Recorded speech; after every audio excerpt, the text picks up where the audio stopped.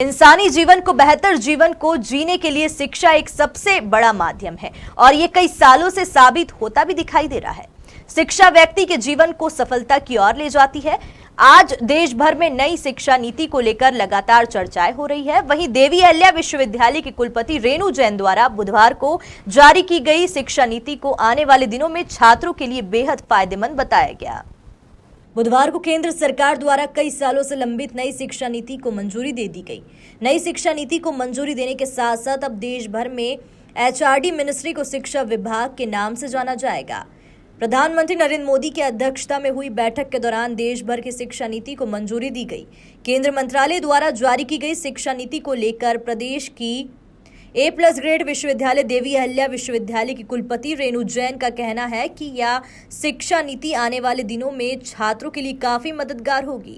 ये नई शिक्षा नीति जैसा आप बता रहे हैं बहुत सालों के इंतजार के बाद आई है और थोड़े दिन पहले करीब 6 महीने से पहले से ज़्यादा हो गया तब एक ड्राफ्ट जो नई शिक्षा नीति का जो ड्राफ्ट था वो सबको भेजा गया था, सबको कमेंट्स के लिए। तो तभी सब लोगों ने हम सब ने पढ़ा था। 6 महीने नहीं, 1 साल से ज़्यादा हो गया। तो हम लोगों ने इस पर अपने अपने इनपुट्स भी दिए थे, सभी यूनिवर्सिटी से भेजे गए थे इनपुट्स, तो सभी को इनकॉर्पोरेट कर लिया गया होगा काफ़ी हद तक। और उसके बाद अब इन्होंने एक बहुत अच्छी उसका वर्जन प्रस्तुत किया है नई शिक्षा नीति का।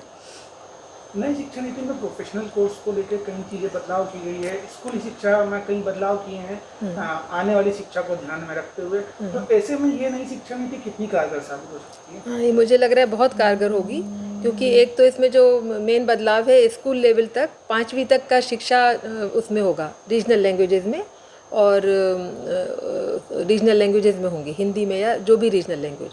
तो उससे अच्छा बच्चों के स्वाभाविक विकास का अवसर मिलेगा बच्चों को, क्योंकि अपनी दूसरी भाषा में उनका अगर इंग्लिश या हिंदी कोई भी चीज़ उन पर थोपी जाए तो बच्चे उतना विकास नहीं कर सकते। तो 5वीं तक तो उनको रीजनल लैंग्वेज में, और उसके बाद फिर वो दूसरी भाषा भी सीख सकते हैं। एक त्रिभाषा फार्मूला का भी जो प्रोविज़न किया गया है ये स्कूल लेवल तक है। और स्कूल के बाद उन्होंने जो वोकेशनल कोर्सेज़ हैं उन पर बहुत ध्यान दिया है। वोकेशनल कोर्सेज़ बहुत आ जाएंगे। यूनिवर्सिटीज़ जो है वो केवल कॉलेजेस को भी एफिलिएटिंग का दर्जा प्रदान किया गया है। धीरे धीरे वो यूनिवर्सिटीज़ का एफिलिएशन वाला स्तर घटा रहे हैं। उनको केवल अपना सेंटर ही बना रहेगा जिसमें रिसर्च, कुछ यूनिवर्सिटीज़ ऐसी हैं जो केवल रिसर्च की रहेंगी, कुछ रिसर्च और टीचिंग दोनों की रहेंगी, और इस तरह से उनका रहेगा। एफिलिएशन का काम थोड़ा अलग कम करते जा रहे हैं हर यूनिवर्सिटी से। किस तरह की उच्च शिक्षा में बदलाव किए गए हैं जो जरूरी थे वर्तमान समय को ध्यान में रखते हुए? हाँ, एक इन्होंने एक एकेडमिक क्रेडिट का भी प्रोविज़न किया है। एक्चुअली मुझे लग रहा है कि इस बार थोड़ा बच्चों की सुविधा को देखते हुए कि कंटिन्यूएशन में अगर कोई बच्चा पढ़ाई नहीं कर पाता, कोई भी स्टूडेंट बच्चा या युवक युवती, तो उनको एक क्रेडिट का भी प्रावधान किया है। मूक कोर्सेज से या किसी और कॉलेज से अगर वो धीरे धीरे करके अपने क्रेडिट इकट्ठे कर लेते हैं, क्रेडिट का एक बैंक जैसा बन जाएगा और उसको बाद में वो अपनी अधूरी शिक्षा को पूरी करने में लगा सकते हैं। कुछ कोर्सेज नई शिक्षा नीति में पूरी तरह से समाप्त किए गए हैं, खत्म किए गए हैं, लगता है। जैसे एमफिल का एक उन्होंने प्रोविज़न ख़त्म कर दिया। पहले भी पिछली बार भी उसको एजुसी द्वारा एक तरह से हटाई दिया गया था, लेकिन फिर कुछ दिनों बाद कोर्स में आ गया। एक्चुअली ग्रेजुएशन के बाद जो PhD डायरेक्ट कर लेते हैं तो एमफिल का थोड़ा सा महत्व कम तो हो ही गया था।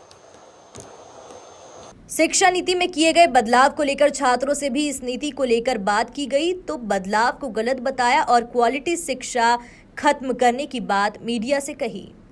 समय के बाद में शिक्षा नीति में बदलाव किया गया है, क्या मानते हैं बदलाव किया गया सही है, और यदि सही है तो किस एंगल से सही है?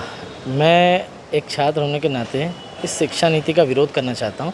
कहीं ना कहीं एक क्वालिटी एजुकेशन को इन्होंने ख़त्म करने की आज कोशिश करी है। छात्र का जो विकास जो क्वालिटी ऑफ एजुकेशन से होता था, कहीं ना कहीं मानसिक विकास जो छात्र स्कूली शिक्षा से लेकर कॉलेज की शिक्षा तक कर पाता था, आज इन्होंने उस क्वालिटी शिक्षा को ख़त्म करने की कोशिश की गई।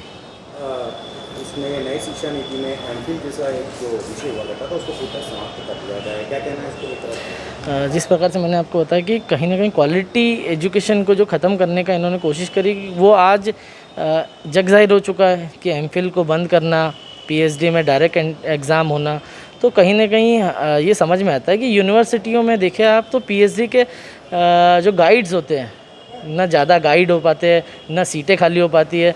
बच्चा एंट्रेंस एग्ज़ाम दे के पीएचडी में एडमिशन लेता था, 100 लोग एग्ज़ाम देते थे, तब जगह 30 लोग सिलेक्ट होते थे। तो कहीं ना कहीं क्वालिटी ऑफ एजुकेशन समझ में आती थी, क्वालिटी समझ में आती थी, लेकिन अब इन्होंने जो क्वालिटी थी उसको ख़त्म कर दिया एजुकेशन में। किए गए बदलाव को कागज़ पर भी उतार दिया गया है, इसकी जो जानकारी है वो महाविद्यालयों तक के भी पहुँचा दी गई है।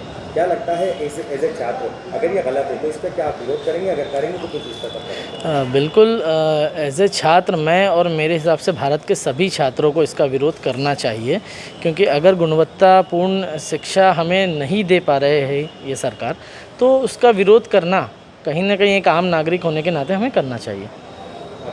विकास नंदवाना। केंद्र सरकार ने बुधवार को नई शिक्षा नीति को मंजूरी दे दी। करीब 34 साल बाद आई शिक्षा नीति में स्कूली शिक्षा से लेकर उच्च शिक्षा तक कई बड़े बदलाव किए गए हैं। बच्चों पर से बोर्ड परीक्षा का भार कम किया जाएगा, तो उच्च शिक्षा के लिए भी अब सिर्फ एक नियामक होगा। पढ़ाई बीच में छूटने पर पहले की पढ़ाई बेकार नहीं होगी, जैसे कई अहम बदलाव किए गए हैं, जिसे छात्र हित में बताया जा रहा है। इंदौर से शकील सिकंदर की रिपोर्ट।